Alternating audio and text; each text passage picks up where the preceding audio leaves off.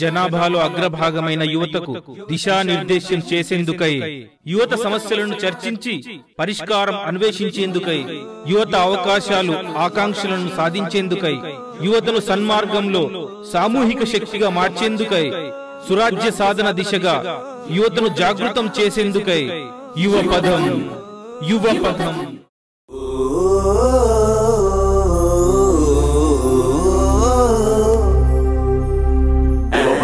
యువపథం యువపథం యువపథం యువపథం యువపథం యువపథం యువపథం వందే యువపథం. కోరికలే గుర్రాలు గుర్రాలు, ఇది పాత మాట. కోరికలే ఫ్లైట్లు రాకెట్లు, ఇది కొత్త మాట. ఖర్చు తడిసి మోపడవుతుంది మామలా, కర్లో పెట్టు నీ మనసుని. జోకర్ అవుతావు సుమా, credit cards debit cards, costly life mostly knife బామా.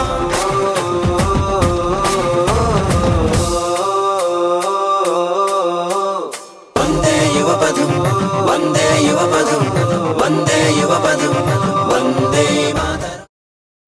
ఇవాటి ముఖ్య అతిథి శ్రీ పాలెం శ్రీకాంత్ రెడ్డి గారు, అదేవిధంగా మీడియా మిత్రులు, విద్యార్థులు, ఉపాధ్యాయులు అందరికీ స్వాగతం. యువపథం కార్యక్రమంలో ఈరోజు Seshachala engineering and MBA MCA pharmacy కాలేజెస్లో చర్చా కార్యక్రమాన్ని మనం ప్రారంభిస్తున్నాం. ఈ యువపథం ప్రోగ్రాం యువతలో సరైన ఆలోచన సరళిని కలిగించాలి, రగిలించాలి. వాళ్ళ ఆలోచన యువతలో ఆలోచన సరళి సరైన పందాలో పెట్టాలి అనే కార్యక్రమమే యువపథం. ఈ ప్రోగ్రాం కేవలం యువత కోసం మాత్రమే డిజైన్ చేయబడింది. యువత ఆలోచన సరళిని ప్రభావితం చేయడం, యువత ఆలోచనని సక్రమమైన దారిలో పెట్టడం అనే సోల్ అజెండా మీద ఈ యువపథం కార్యక్రమం జరుగుతారు.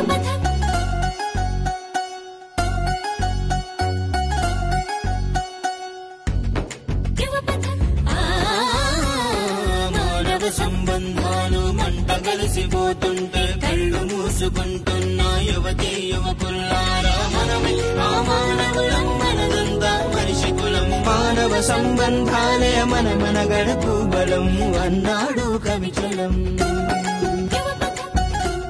శ్రీ పాలెం శ్రీకాంత్ రెడ్డి గారు దాదాపు 10 దేశాల్లో ఫోర్సాఫ్ట్ లిమిటెడ్ ని విస్తరింపజేసి దాదాపు నెలలో 10-12 రోజులు విదేశాల్లో తన కంపెనీ కార్యక్రమాలు చూసుకోవాల్సిన బిజియెస్ట్ పర్సన్. ఈ రోజు అవినీతి మీద పోరాటం చేస్తూ ఈ యువపథం కార్యక్రమాన్ని 4 జరగల వ్యాపింపజేస్తూ అవినీతిని అంతమొందిస్తే చాలు, అభివృద్ధి అనంతటదే వస్తుందన్న నినాదంతో ఆయన ఎక్కడో రాసుకున్నాడు.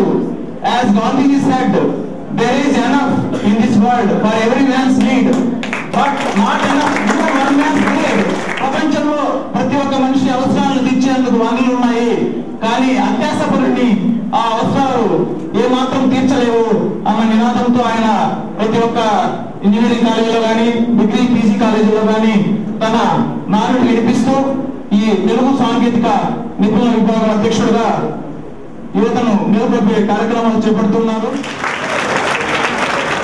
దేశానికి మోడ్ ఏజ్ ఏదైతే ఉందో అది 23-24 ఉంది ఇప్పుడు. అంటే మన దేశంలో అతి ఎక్కువ సంఖ్యలో ఉన్న జనాభా యూత్ లో ఉన్నారు. ఆ ప్రకారంగా తీసుకుంటే ప్రపంచంలోనే అతి ఎక్కువ యువశక్తి ఉన్న దేశం భారతదేశం. కాబట్టి ఈ యువత అనేది ఏదైతే మన దేశంలో ఉన్నారో 18 నుంచి 30 ఏళ్ల వయసు ఉండే వాళ్ళే 25% ఆఫ్ ది పాపులేషన్కి వచ్చారు. ఓటర్స్ గా తీసుకుంటే ఎగ్జాంపుల్ గా మన రాష్ట్రానికి 8 కోట్ల జనాభా అయితే 6 కోట్ల మంది ఓటర్స్ ఉంటారు. దాంట్లో 2 కోట్లు అంటే 33% 18 నుంచి 30 ఏళ్ల వయసులో ఉన్న యువత.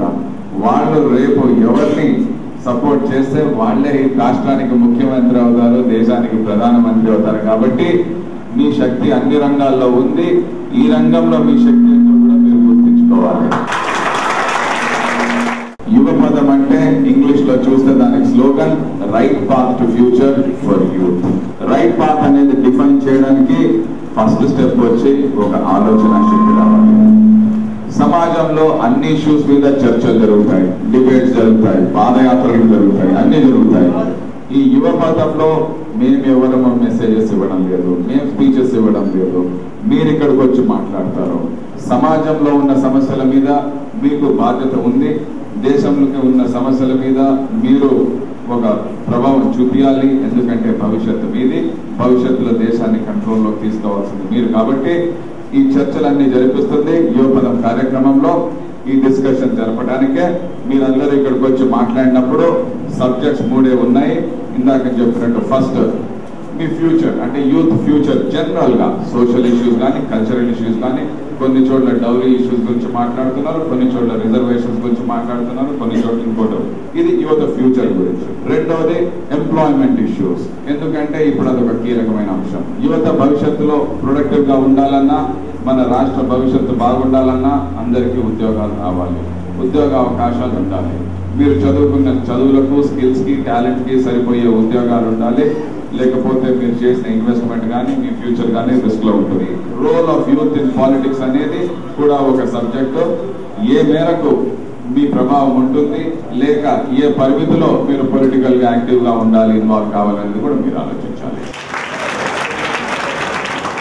యువక పార్టీ ప్రతి ఒక్కరిని రాజకీయాలకి రమ్మంటున్నాను సార్. యువతని ఆదర్శం తీసుకొచ్చి రాజకీయం యువక పార్టీ మమ్మల్ని ఆదర్శం తీసుకొచ్చి ఏ పార్టీ మమ్మల్ని మాకు ఛాన్స్ అవకాశం ఇస్తుంది సార్. మీరు కావాలంటే మాకు అవకాశం ఇవ్వాలి సార్. అది ఏ పార్టీ మాకు విద్యార్థికి మాకు అవకాశం ఇస్తుంది.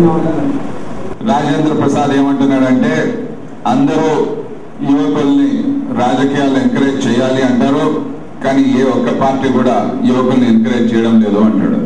సార్ ఒక పార్టీ నడవాలంటే యువత కావాలి సార్. ఆ పార్టీ జెండా కట్టాలంటే యువత కావాలి సార్. ఆ జెండా కట్టాలంటే యువత కావాలి సార్. కానీ ఆ నాయకుడు ఎప్పుడైతే యువ నాయకుడు అవుతాడు ఆ రోజు ఖచ్చితంగా మా యువత ఖచ్చితంగా వస్తుంది సార్. సార్ ఇప్పుడు యువతకి ప్రాధాన్యత ఇస్తామంటూ అంటున్న ప్రతి పార్టీలోనూ ఒక్క నాయకుడు యువ నాయకుడు లేదు సార్. ఎందుకంటే ప్రతి ఒక్కరు రాజకీయంతో వచ్చేవాళ్ళే సార్. రాజకీయం లేని పార్టీ ఏ ఒక్క పార్టీ చెప్పండి సార్. రాజకీయం లేకుండా, ఆశ లేకుండా ఒక యువకుడిని, చదువుకున్న యువకుడిని ఏ ఒక్క పార్టీ అయితే ఇతను కరెక్ట్ నాయకుడిని తీసుకొచ్చి సీఎం చేసి నిలబెడతారో ఆ రోజు ఆ పార్టీ మేము సపోర్ట్ చేస్తాం సార్. ఇన్వెస్ట్మెంట్ అనేది ప్రతి ఒక్క గవర్నమెంట్ కాలేజీ చేస్తున్నారు, అదే ప్రైవేట్ కాలేజీ చేస్తున్నారు. గవర్నమెంట్ అనేది మాకు అది చాలా ఆనందంగా ఉంది. అదేవిధంగా ఇప్పుడు ఫీజు రియంబర్స్మెంట్ ఎందుకు ఇస్తున్నారు సార్? విద్యార్థుల కంటే చదువుకోవడానికి ఒక ఉన్నత స్థాయి ఎదగడానికి ఇస్తున్నారు కానీ తప్ప ఆ ఉన్నత స్థాయి ఎదిగిన తర్వాత ఆ విద్యార్థులకు ఏ ఒక్కటి కానీ ఉద్యోగ అవకాశం రావడం, ఏ ఒక్కరు కానీ డబ్బు పొందడం లేదు సార్. ఈ ఏటా ఇప్పుడు ప్రజెంట్ సిచ్యువేషన్ ఇప్పుడు 15 లక్షల మంది 15 లక్షల పోస్టులు ప్రభుత్వం జారీ చేస్తే దాంట్లో సగం మంది కూడా ఏ ఒక్కరు కానీ దాన్ని సగం డబ్బు పొందడం మనకు కనిపించడం లేదు సార్. ఎంతమంది కరెక్ట్ గా వాళ్ళ ర్యాంక్ తగినట్టుగా వాళ్ళ మార్క్స్ తగినట్టుగా బీటెక్ ఎంసీ ఎంబీ చేస్తున్నారు సార్. సో ఉద్యోగాలు ఎలా వస్తాయి సార్ వాళ్ళకి? ఫీజు రియంబర్స్మెంట్ అనేది ఒక స్కీమ్ తీసుకొచ్చారు సార్. ఆ స్కీమ్ లో దాన్ని స్కామ్ గా యూజ్ చేసుకొని మన రాజకీయ నాయకులు ఆ ఫీజు రియంబర్స్మెంట్ ఇస్తున్నారు తప్ప ఒక స్టూడెంట్ యొక్క భవిష్యత్తు మీద ఆలోచించడం లేదు సార్. ఎందుకంటే ఒక గవర్నమెంట్ ఎంప్లాయ్ నెలకి 20,000 జీతం ఇవ్వకుండా ఇస్తున్నాడు సార్.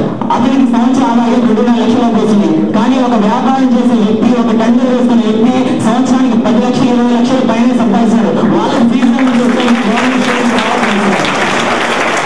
యువపదంలో పాల్గొన్నందుకు స్పీకర్ సర్టిఫికేట్ ఇస్తున్నాను.